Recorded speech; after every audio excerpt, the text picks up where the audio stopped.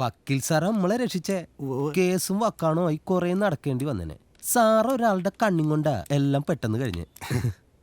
ഞാൻ ആൻ്റപ്പനോട് പറയായിരുന്നു, ഇനി എന്ത് കേസ് വന്നാലും നമ്മുടെ സത്യസാറ് മതി. ഫീസിന്റെ കാര്യത്തിലൊക്കെ സാറ് അഡ്ജസ്റ്റ് ചെയ്യും. സാറ് നമ്മുടെ സ്വന്തം ആളല്ലേ ഇഷ്ട.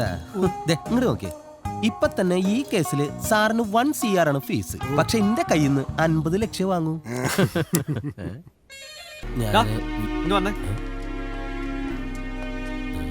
നിനക്ക് ഈ സാറിനെ മനസ്സിലായോ? കുര്യൻ ജോസ് നമ്മുടെ ക്ലയന്റാ. കണിമംഗലം പീഡന കേസിലെ പ്രതി. മോളുടെ പ്രായമുള്ള പെങ്കൊച്ചായിരുന്നു കഥയിലെ നായിക. എന്തിനാ സാറേ അതൊക്കെ ഇവിടെ പറയണേ?